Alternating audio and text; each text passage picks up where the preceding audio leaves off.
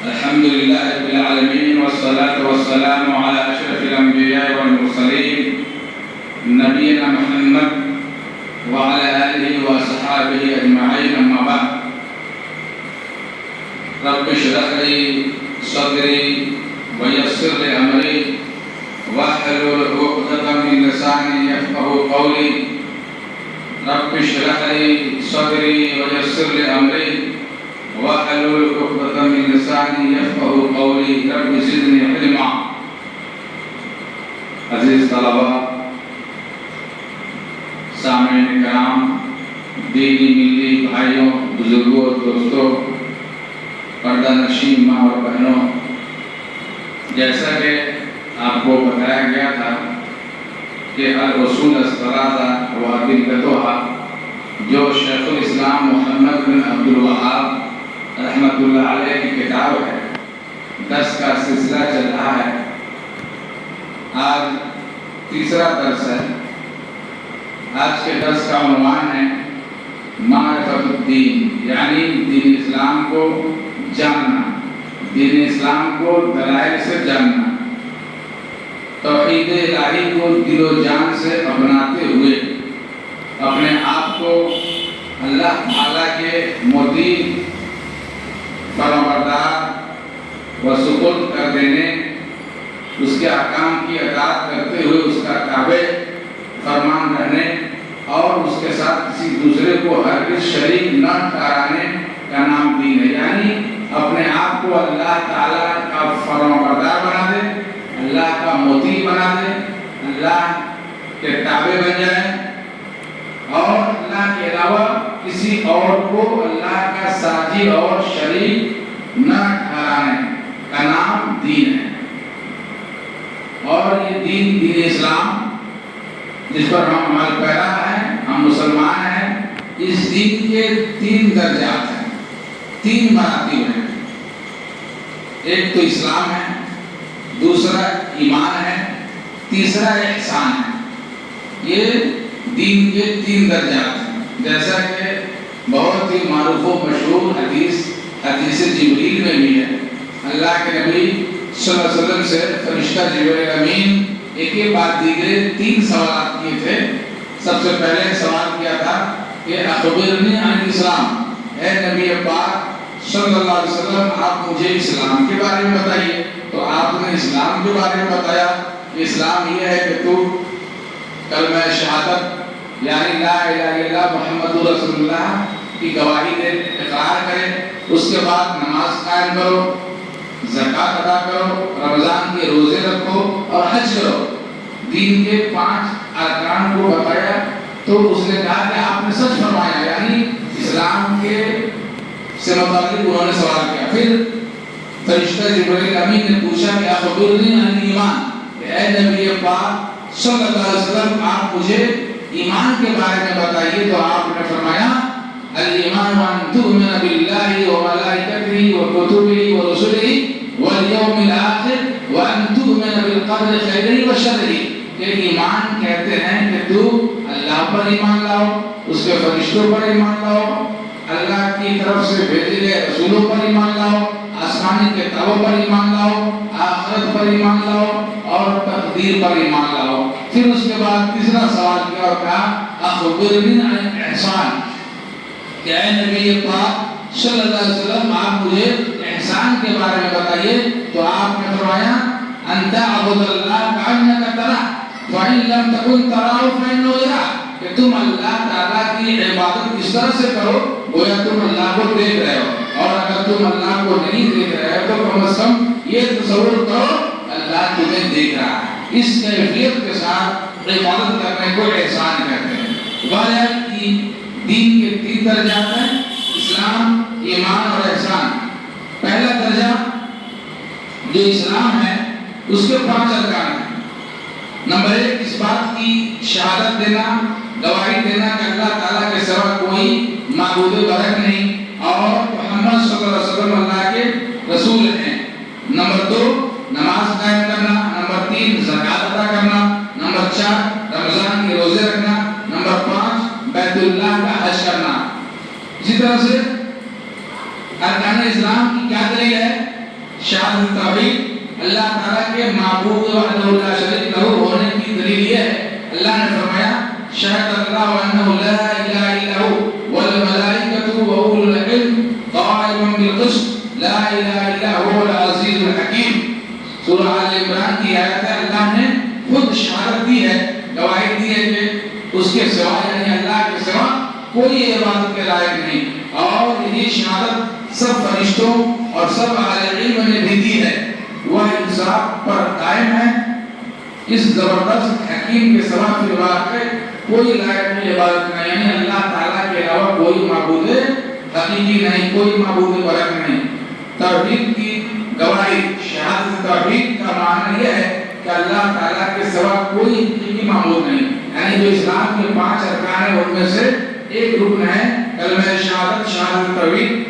تو اس کا مطلب یہ ہے کہ اللہ تعالیٰ کے سوا، اللہ تعالیٰ کے علاوہ کوئی حقیقی معبود نہیں۔ لا الہ میں ہر اس چیز کی نفی کی ہے، لا نہیں، الہ معبود، لا الہ یعنی کوئی معبود نہیں، ہر اس چیز کی نفی کی گئی ہے، انکار کیا گیا ہے جس کی اللہ تعالیٰ کے سوا پوجا کی جاتی ہے، یعنی دنیا میں اللہ کو چھوڑ کر جن جن چیزوں کی عبادت کی جاتی ہے سب کی نفی کی گئی ہے، اور اللہ میں صرف ایک اللہ کے لیے ہر قسم کی عبادت کا اثبات ہے، ثابت کیا گیا ہے کہ ایک اللہ کی ہی عبادت کی جائے، اس کی عبادت میں اس کا کوئی شریک نہیں ہے، کوئی ساتھی نہیں ہے، بالکل اسی طرح جیسا کہ اس کی بادشاہی میں اس کا کوئی ساتھی، حصہ دار اور شریک نہیں ہے۔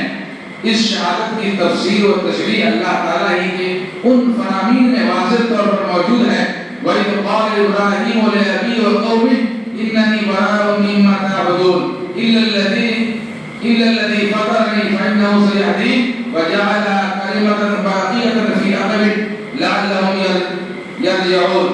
اور یاد کرو وہ وقت جب ابراہیم علیہ السلام نے اپنے باپ اور اپنی قوم سے کہا تھا، ابراہیم علیہ السلام کے والد محترم بتوں کو بناتے تھے، بتوں کو بیچتے تھے، تو ابراہیم علیہ السلام نے اپنے والد محترم، اپنے باپ اور اپنی قوم سے کہا تھا تم جن کی بندگی کرتے ہو، جن کی پوجا کرتے ہو، جن کی عبادت کرتے ہو، میرا ان سے کوئی لینا دینا نہیں، میرا ان سے کوئی تعلق نہیں، میرا تعلق صرف اس سے ہے جس نے مجھے پیدا کیا ہے، جو ہمارا خالق ہے، جو ہمارا مالک ہے، وہی میری رہنمائی کرے گا، وہی مجھے راہ دکھائے گا۔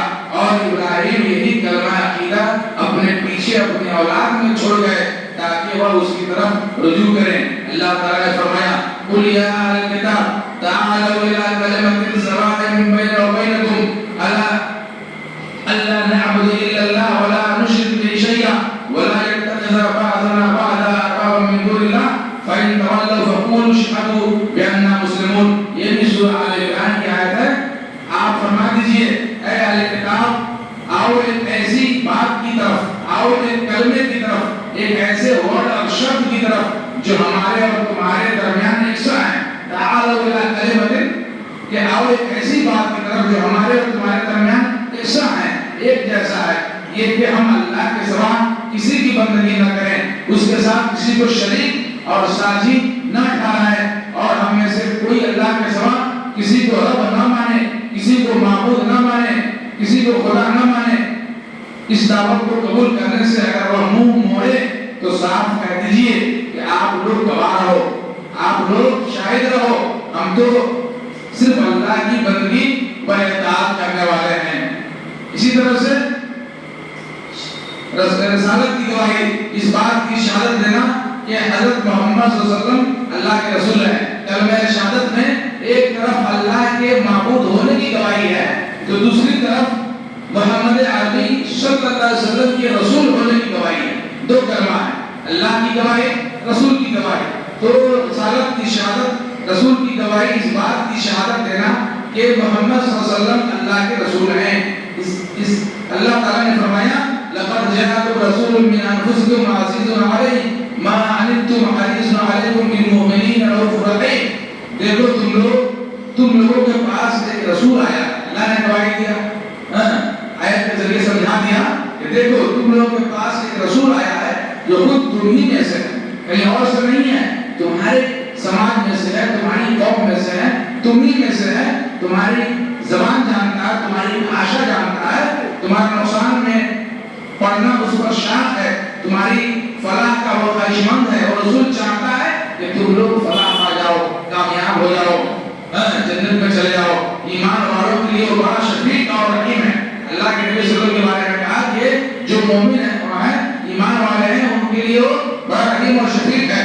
حضرت محمد صلی اللہ علیہ وسلم کے رسول ہونے کی شہادت دینے کے معنی یہ ہے کہ آپ کا کام فرامین کی اطاعت کی جائے، یعنی اللہ کے رسول صلی اللہ علیہ وسلم نے جو کچھ بیان فرمایا ہے اس کو مانا جائے، تسلیم کیا جائے، اللہ تعالیٰ کے احکام و فرامین کو مان لیا جائے، عمل کیا جائے، آپ نے جو خبر بھی دی ہے اس کی تصدیق کی جائے، آپ نے جن امور سے روکا اور منع کیا ہے اس سے قطعی اجتناب کیا جائے، اور اللہ تعالیٰ کی عبادت صرف مشروط طریقہ ہی سے کی جائے، یعنی پیارے نبی صلی اللہ علیہ وسلم کے فرمان کے مطابق، طریقے کے مطابق عبادت کی جائے۔ ہم نماز پڑھتے ہیں، اس سے متعلق اللہ کے نبی صلی اللہ علیہ وسلم نے فرمایا صلو کما رأیتمونی وصلی، کہ تم لوگ اسی طرح سے نماز پڑھو جس طرح سے تم لوگوں نے مجھے نماز پڑھتے ہوئے دیکھا ہے۔ اسی طرح سے اللہ نے فرمایا اطیعوا اللہ واطیعوا الرسول، اللہ کی اطاعت کرو اور رسول کی بھی اطاعت کرو۔ اللہ نے فرمایا نماز، زکوٰۃ اور تفسیر کی مشترکہ دلیل خالق کائنات کا ارشاد ہے، اللہ کا فرمان ہے وَمَا أُمِرُوا إِلَّا لِيَعْبُدُوا اللَّهَ مُخْلِصِينَ لَهُ الدِّينَ حُنَفَاءَ وَيُقِيمُوا الصَّلَاةَ وَيُؤْتُوا الزَّكَاةَ وَذَلِكَ دِينُ الْقَيِّمَةِ، اور ان کو اس کے سوا، اس کے علاوہ کوئی حکم نہیں دیا گیا تھا کہ اللہ کی بندگی کریں، اپنے دین کو اس کے لیے خالص کر کے بالکل یکسو ہو کر اور نماز قائم کرے، زکوٰۃ دے، یہی نہایت صحیح اور درست دین ہے۔ رمضان مبارک کے روزے رکھنے کی دلیل اللہ نے فرمایا یا ایھا الذین آمنوا کتب علیکم الصیام کما کتب علی الذین من قبلکم لعلکم تتقون، اے لوگوں جو ایمان لائے، اے مومنو، اے ایمان والو، تم پر روزے کو فرض کر دیا گیا جس طرح سے تم سے پہلے امتوں پر روزے کو فرض کیا گیا تھا، تاکہ تم متقی بن جاؤ، پرہیزگار بن جاؤ، اللہ سے ڈرنے والا بندہ بن جاؤ، تمہیں تقویٰ کی صفت پیدا ہوگی۔ اللہ تعالیٰ بیت اللہ شریف کا حج کرنے سے متعلق اللہ کا فرمان ہے فی آیات بینات مقام ابراہیم ومن دخلہ کان آمنا وللہ علی الناس حج البیت من استطاع الیہ سبیلا ومن کفر فإن اللہ غنی عن العالمین۔ لوگوں پر اللہ تعالیٰ کا حق یہ ہے کہ جو اس گھر تک پہنچنے کی طاقت رکھتا ہو وہ اس کا حج کرے، اور جو کوئی اس حکم کی پیروی سے انکار کرے تو اسے معلوم ہونا چاہیے کہ اللہ تمام دنیا والوں سے بے نیاز ہے۔ بایا اسلام کے جو درجات ہیں ان میں پہلا درجہ اسلام ہے، اور اسلام کے 5 بنیادی ارکان ہیں۔ عبداللہ بن عمر رضی اللہ تعالیٰ عنہ سے مروی بھی حدیث ہے کہ اسلام کی بنیاد 5 چیزوں پر رکھی گئی ہے، ان میں کلمہ شہادت ہے، نماز قائم کرنا، روزے رکھنا، زکوٰۃ دینا اور حج کرنا۔ اللہ تعالیٰ سے دعا ہے کہ اللہ تعالیٰ ہمیں ان باتوں پہ عمل کرنے کی توفیق عطا فرمائے۔ وصلی اللہ علی نبینا محمد وعلى آله وأصحابه أجمعين، والسلام عليكم ورحمة الله وبركاته۔